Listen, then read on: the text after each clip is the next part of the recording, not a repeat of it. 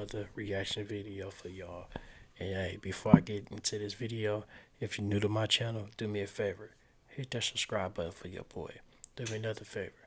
Do me one more favor. Share my content. You did? And to my subscribers, I appreciate you tuning in to my channel. So welcome to the Big FC TV family. You dig what I'm saying? It's a cold, cold world in California. We're all over. Sad situation right here. Because it said 2 decades of murder sprees in California. Gotta be careful out here. Gotta be mindful. Gotta be safe. Gotta pray. You know what I'm saying? Just leave up in God's hands and hopefully, like I say, you get through one day. Pray you make it and live to see another day, day by day. But let's get right into this video. I don't want to hold y'all up for too long. Hello everyone! In California's East Bay area, a shadow had been spreading terror for nearly 2 decades. Bursts of gunfire tore through the quiet night, brazen ambushes unfolded in broad daylight, and bodies repeatedly collapsed on sidewalks. What was most unsettling was that although these crimes happened in plain sight, hundreds of witnesses chose to remain silent, as if bound by an unspoken pact with death itself. Were these horrifying murders merely random coincidences, or were they in fact the work of a single cold-blooded killer? Join Vietnamese Case Files as we turn back the clock to 2021 to follow each clue and uncover the mystery behind this massacre. On June 27, 2005, residents along Ripley Avenue in the city of Richmond were jolted awake by the sharp crack of automatic gunfire, followed by the violent sound of metal crashing. Driven by curiosity, one man rushed outside and discovered a sedan that had lost control, mounted the sidewalk, and crashed into parked cars near the intersection of Harbor Way and Ripley. Inside the vehicle were 2 men lying motionless, the seats soaked in blood. In a state of panic, the witness immediately called 911. Just minutes later, Richmond police arrived on the scene and quickly sealed off the area. As investigators approached the vehicle, they immediately realized this was no ordinary traffic accident. The windows had been shattered, and the body of the car was riddled with large caliber bullet holes, indicating it had been hit by a barrage of gunfire before losing control. Spent shell casings of various sizes scattered around the vehicle suggested that at least 3 different types of weapons had been used. Upon closer inspection, police found no signs of a struggle or missing property. The purpose of the attack did not appear to be robbery, but rather a targeted assault aimed directly at the 2 occupants of the car. By checking the license plate and running fingerprint comparisons, police identified the victims as Sean McClelland, 26 years old, and LaCorey Brooks, 22 years old. Neither of them lived in Richmond. Records showed that both men had been involved in various criminal activities in the past. Even so, what had led them to such a tragic end remained a major question for investigators. From the very first days after the Richmond shooting, police suspected it might have been an act of retaliation between criminal groups because what happened to Sean McClelland and LaCorey Brooks seemed to have a direct connection to another incident that had occurred exactly 1 month earlier. Specifically, in late May 2005, an 18-year-old young man named Jamon Williams was killed after being shot near the border area between Berkeley and Oakland, stemming from an argument at a liquor store. Richmond police suspected this incident was the spark that led to the retaliatory attack in Richmond because Williams was believed to have known a group operating in Berkeley. And if the retaliation theory was correct, it was very likely that this same group carried out the attack, targeting McClelland and Brooks to settle a grudge connected to Williams. Following this line of inquiry, Richmond police coordinated with Berkeley authorities to narrow down a group of potential suspects. By July 21st, 2005, a rapid arrest operation was launched, and 6 individuals from Berkeley were detained on suspicion of involvement in the serious incident in Richmond.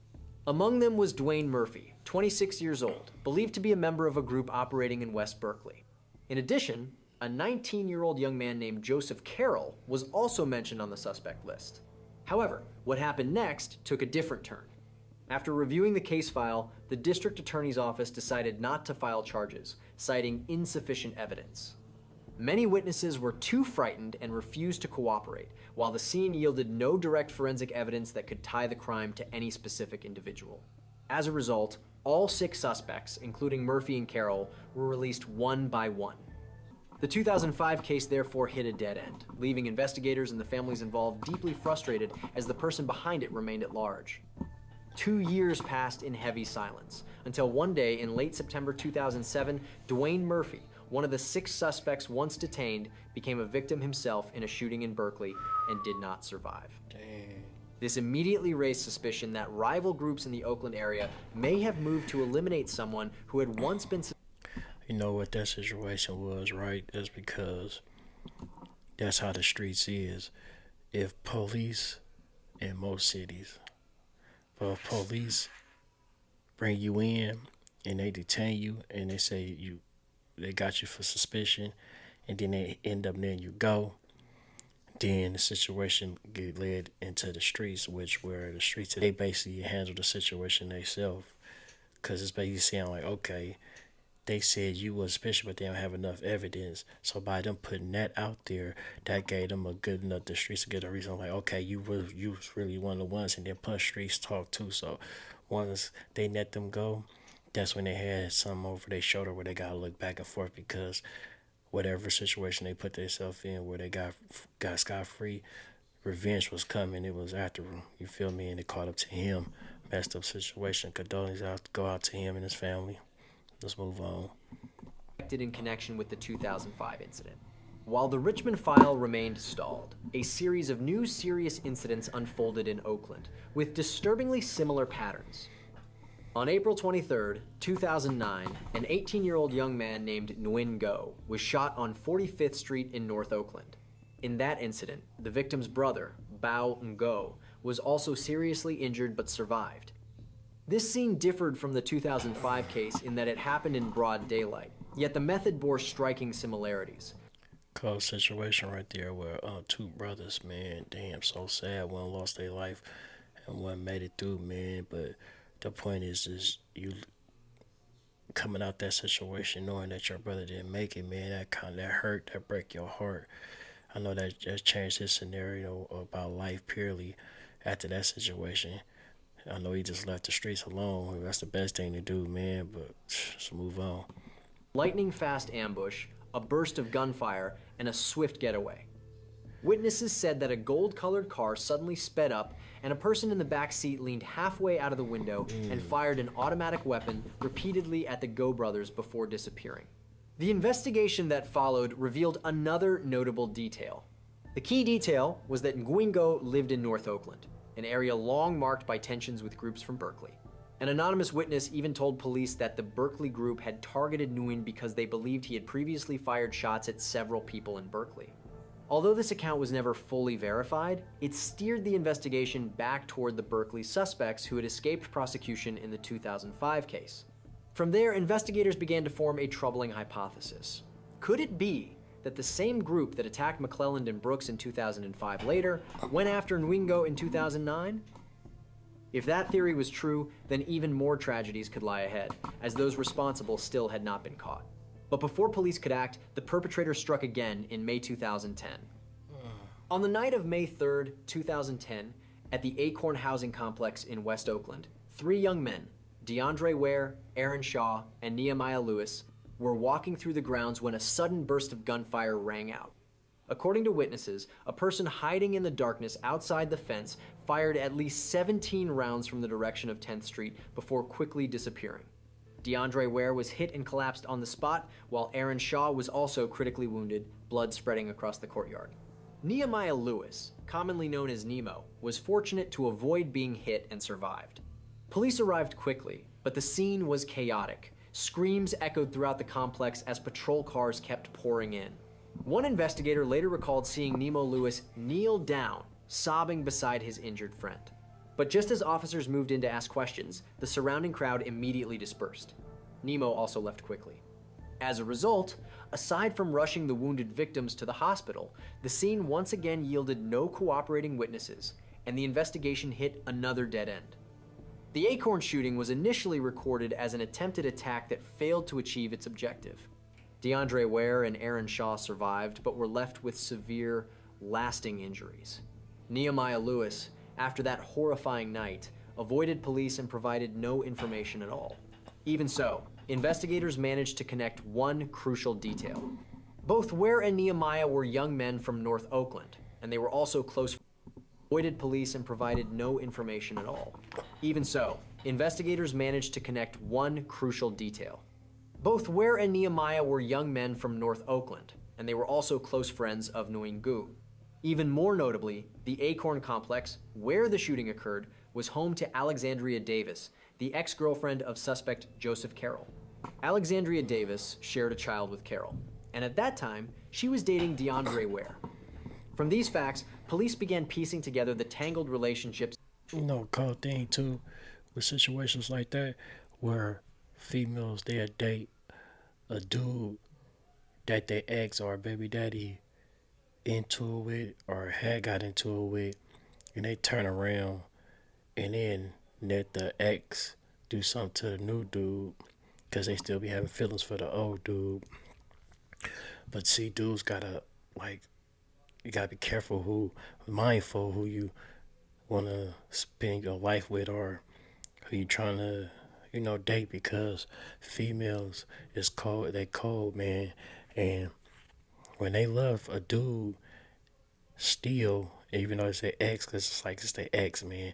So 9 times 10, they still got some type of love. Hey, it be like that even for the dudes. They be still having love for females. You know what I'm saying? When they go their own separate ways. But in this situation right here, like she didn't give him heads up. She didn't let him know nothing. You feel me? Got that man in a situation where, man, he almost didn't come up out of it, man. But lucky God was on his side, and he survived the situation. But you know what I'm saying? And she it's just like whatever happened in a situation like this, the female moves on anyway. Even if the dude that did it get life in prison, or if the dude that guy was the victim, if he lost his life, the only thing females do, they move on. They don't really care. You know what I'm saying? So that's why they do stuff like that. Like, be mindful who you feel like you want to mess with or trust them. You feel me? But let's get back into it. Behind the scenes. A theory gradually emerged that Carroll may have become jealous of the man dating his ex, leading to a dangerously retaliatory act.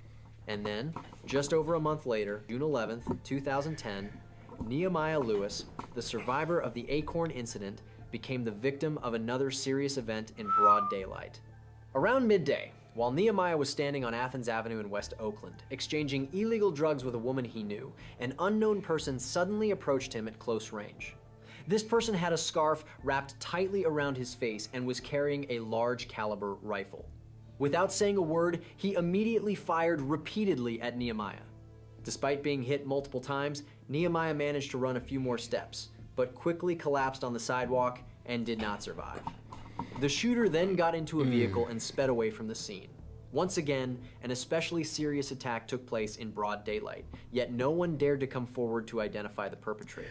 Damn, so bro had that much animosity that he end up finding out where he be at, went over there and did something to him over who his ex or his baby mama or because it ain't like old boy said something to the police or told on him or something, or he probably thought he was gonna tell on him or something, or it's who he associated with. But man, that's a messed up situation, man. RP to that man. Condolences go out to you and your family, bro. The descriptions of the suspect were also highly contradictory. Some said the attacker was short, around 1.60 meters, while others described him as nearly 1.80 meters tall. These scattered and inconsistent accounts not only failed to help the investigation, they also threw the search off course for a period of time, because the primary suspect, Joseph Carroll, was about 1.75 meters tall and had a fairly large build. On April 13, 2011, another young man, around 20 years old, was killed after being shot from a passing vehicle on East Street in the city of Oakland. Notably, the victim was identified as Andrew Henderson, someone who had maintained a close relationship with Nguyen Gu for many years. That connection quickly led the FBI to classify the incident as part of the long-running East Bay killing spree. Another shocking development occurred in 2013 when an 8-year-old girl named Alicia Carradine was tragically killed in Oakland in a revenge attack carried out at the wrong address. See, it be sad when they start bringing the kids involved, or it gets that deep where an innocent kid had to lose he or her life over situations that they supposed to be far and be safe from.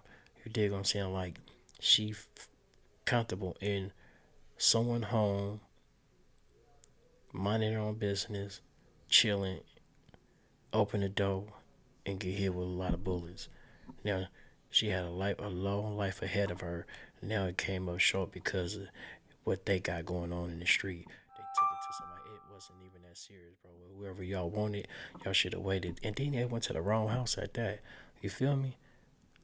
That's why it ain't good for kids to be opening or answering doors, because you never know what's on the other side of that door. Gotta be mindful of situations like this. To this day, we still do. Gotta be careful who we open the door for, or who we let our kids open the door for. You know what I'm saying? I always grew up. Mom's, stay away from that fucking door. Don't open that. I mean, she was on your boy. You feel what I'm saying? Let's get back into it, man. Condolences go out to her and her family. During that investigation, police arrested Joseph Carroll along with another suspect, Darnell Williams. Although Carroll was later released for lack of evidence, wiretapped phone calls involving related individuals produced a disturbing discovery. Wherever it's about, he got some luck on his hand, because every situation he was in, lack of evidence, where they had to let that man go, where he continue on his spree of what they say he was caught doing or was doing. Let's get back into it, man. That is crazy, man. That's luck. Real luck. The conversation suggested that Carroll was plotting to target 2 other people, simply because he believed they had disrespected him in a rap music video. Under mounting pressure from a series of unsolved cases, by the end of 2016, the Oakland Police Department decided to re-examine the entire set of old files in hopes of finding a new breakthrough.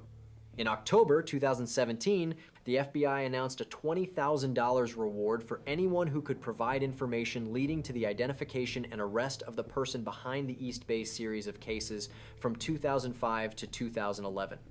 The real turning point came when investigators uncovered a crucial lead involving Greg Fite, an older figure within Carroll's circle.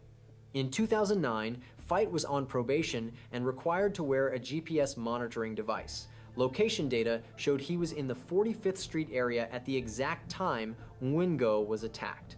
By 2018, police decided to arrest Greg Fite to apply investigative pressure. Facing the risk of a severe sentence, Fite agreed to cooperate with authorities, choosing to become a witness in exchange for a reduced punishment. And it was not only Greg Fite. Police continued persuading others who had been close to Carroll to come forward with testimony. Alexandria Davis, Carroll's ex-girlfriend, after years of living in fear of his violent temper, quietly sought a way to report information to police. Davis said Carroll had repeatedly threatened to kill DeAndre Ware, and she also revealed that he bragged that he had handled Andrew Henderson immediately after the 2011 shooting. In addition to her testimony, Davis also handed police a large number of threatening text messages and call logs that Carroll had sent over a long period of time.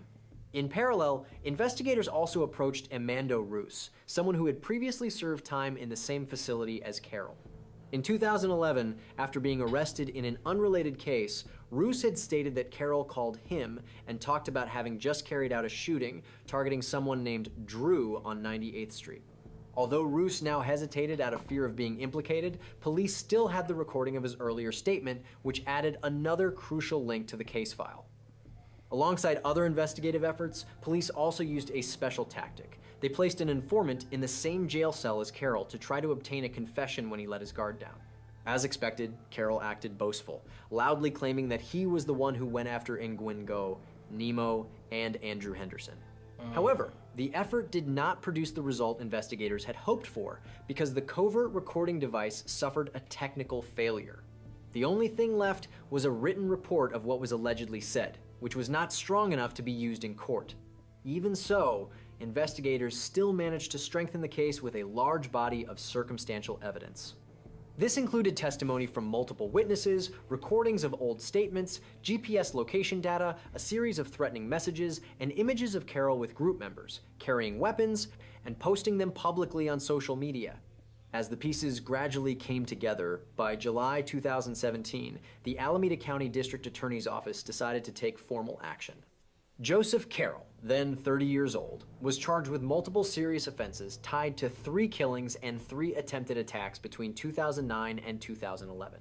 Carroll was immediately taken into custody without bail pending court proceedings.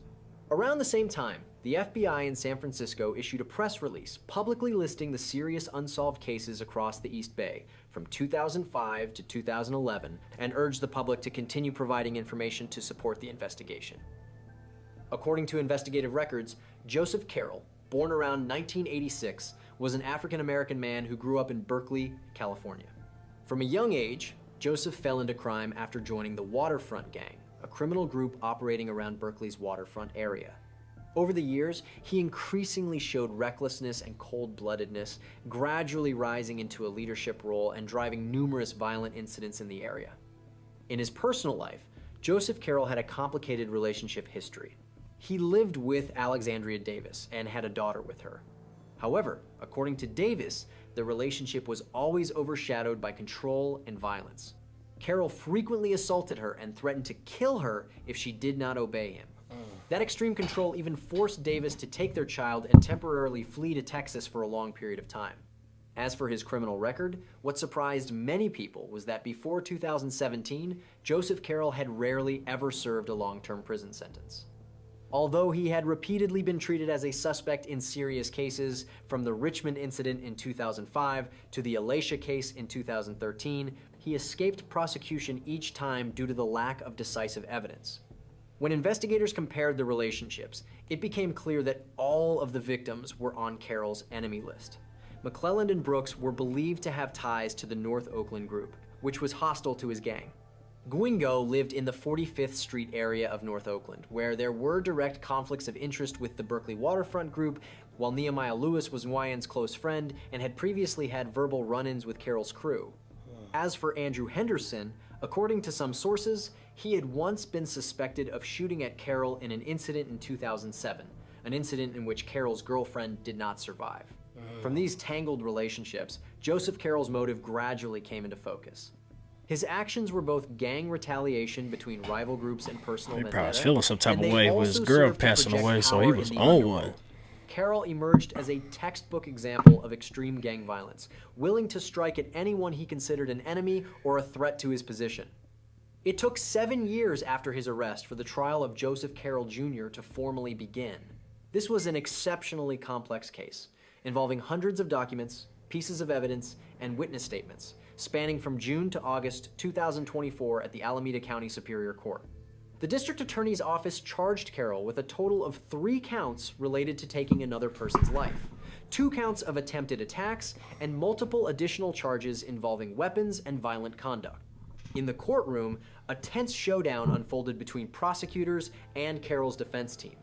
The prosecution, led by Deputy District Attorney Natasha Jantulovich, called more than 50 witnesses to the stand. Through testimony and documentation, they reconstructed the full picture of the Waterfront Gang's nearly 20-year reign of violence under Carroll's leadership. From the opening, prosecutors focused on establishing the long-running feud between Carroll's Berkeley group and the North Oakland group, then methodically revisited each serious incident. Witness testimony unfolded in an extremely heavy atmosphere.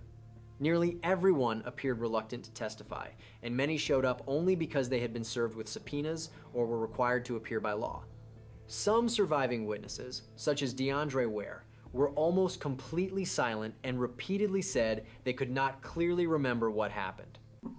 When asked directly whether fear was the reason he was avoiding testimony, Ware bluntly admitted that he did not want to be in court at all. Prosecutors were forced to change their strategy. They played back previously collected audio recordings and publicly read witnesses' earlier statements to highlight contradictions. At the same time, investigators who had worked directly on the case were called to the stand to confirm the authenticity of each account recorded throughout the investigation. One of the case's key witnesses was Greg Fite, who had once been an older figure within the same gang as Carroll. He appeared in court under strict protection and gave a fairly clear account of his role. According to Fite, he had driven a car to scout the scene and personally witnessed Carroll attacking Nguyen in 2009. In exchange for cooperating with prosecutors, Fite acknowledged that he received more lenient treatment and was placed in a witness protection program. The defense immediately moved to undermine Greg Fite's credibility, arguing that he was testifying dishonestly in order to gain personal benefits. However, under rapid-fire questioning and intense pressure in court, Fite maintained his original statement.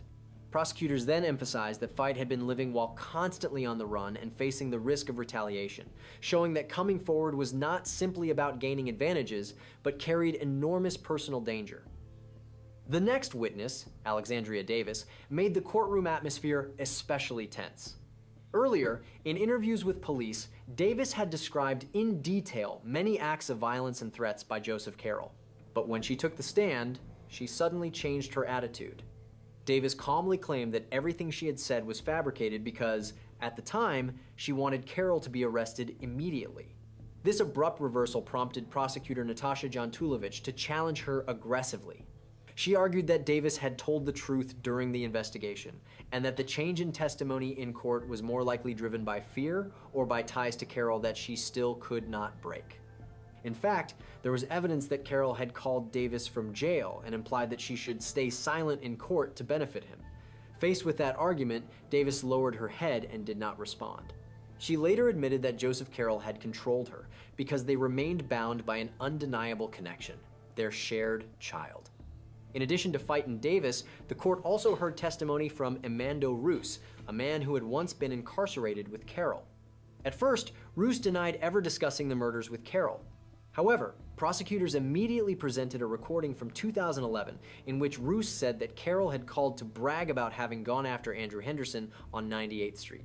When confronted, Roos admitted he had said that to police, but claimed he had been pressured and promised leniency. The defense quickly seized on these inconsistencies to attack Roos's credibility. Even so, the court still viewed that statement as an important piece of the puzzle, helping clarify the overall picture of Joseph Carroll's actions. Finally, after 8 weeks of intense courtroom arguments, the jury delivered its verdict in August 2024. Joseph Carroll was convicted on most of the main charges, including 2 counts related to first-degree homicide, 1 count of second-degree homicide, and 2 counts of attempted attacks. On the charge related to Aaron Shaw, Carroll was found not guilty, most likely because the evidence was not strong enough. In addition, the defendant was also held responsible for other offenses, such as using a weapon while committing a felony and firing into an occupied vehicle. At the sentencing hearing in late November 2024, Joseph Carroll received a total sentence of 197 years to life, plus an additional fixed term of 10 years and 4 months. With this ruling, the 38-year-old man will almost certainly spend the rest of his life behind bars. Faced with the sentence, Joseph Carroll remained cold and continued to deny all responsibility. He even once turned around in an earlier court session and told the mother of a victim, "I did not harm your son," continuing to deny his role despite the jury's findings. The harsh sentence handed down to Joseph Carroll brought an end to a wave of violence that had lasted nearly 2 decades in the East Bay. The case immediately became the focus of local media attention. Many residents in Oakland and Richmond expressed relief as the nightmare that had hung over the community for years was finally brought to an end.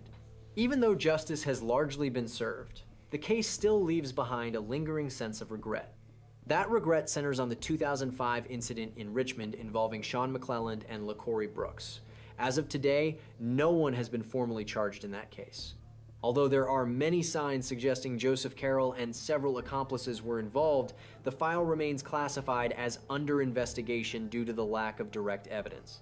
The FBI and the Richmond Police Department continue to urge the public to provide information, hoping to close the final unresolved chapter in this long-running tragedy. Police hope that now that Joseph Carroll has been sentenced to life in prison, witnesses who know the truth will feel less afraid and have the courage to come forward. What about you? If you were in the witness's position in this case, would you have the courage to tell the truth, or would you choose silence to protect yourself and your family? Silence, Share your man. perspective in the Best comments. If you found today's case compelling, Man, crazy situation here, man. See, my opinion, for real, I like to just stay out the way. I like to just stay out of people's business, even, because it just sometimes it backfire on you and it come hunting you down and stuff. But man, situation he was in, like, man, it was like the first situation where they had like evidence, like they could have saved so many lives if they would have found them some good enough evidence to hold them on the other ones that they accused him of doing. But oh, to in my eyes, I don't know because he was talking about all the other three, but he wasn't talking about the two in Richmond though. So in my eyes, he probably didn't have nothing to do with them two, cause hey, that's crazy, man. Cause what killers do, they talk, they run their mouth. They don't wanna, they want everybody to know that what they did, or But his reputation alone had people feared of him, so he didn't even have to run his mouth. By running his mouth, he got himself caught up in all these situations right here. Even with people in jail, like you don't even know this person, bro, and you running your mouth to this person, like what gets you the right to just think that you could trust this man right here? You damn near can't trust motherfuckers on the street. You see, it was 50 people that came to his trial. They probably seen him and try to switch their stuff. Even his baby mama, they try to see him and switch stuff up. Even the boy that got shot, he like, hey, I don't remember nothing. But 9 times 10, if the female was really feeling them, she probably told him like, "Hey man, my baby daddy wouldn't have did that to you." So he probably knew.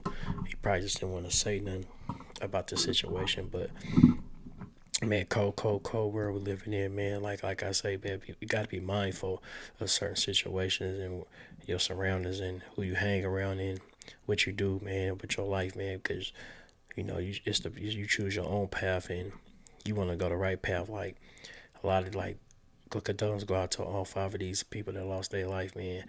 And they choose their destiny, and sometimes the destiny be death, jail for the rest of your life, or you could be successful for the rest of your life. It's up on you.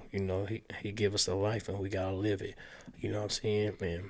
Whatever way life we choose to live our life, it's on us of how it's gonna end. You know what I'm saying? But man, cold world, like I say, man. But man, that's a sick one, man. He was a vicious person, man. He cold hearted, didn't give a care about nothing, man. He just blank, no filter, man. Just no feelings, man. Just went all in. He didn't care who he was hurting. As long as he got the people he wanted to get hurt, it's like you mess with him, he coming for you. But man, hey, he got 190 something years plus 10 to think about his situation, man. And he put himself in and others and who he hurt and the families he hurt it, But hey, like I say, man, I appreciate you if you watch this all the way to the end. And I appreciate what else? If you hit that subscribe button for your boy, hit that notification for me. Hey, turn me up, share my content. Hey, I'm coming every day. I'm dropping. You know what I'm saying? Be part of this Big FC Family TV. You dig? And like I always say, until the next one, peace.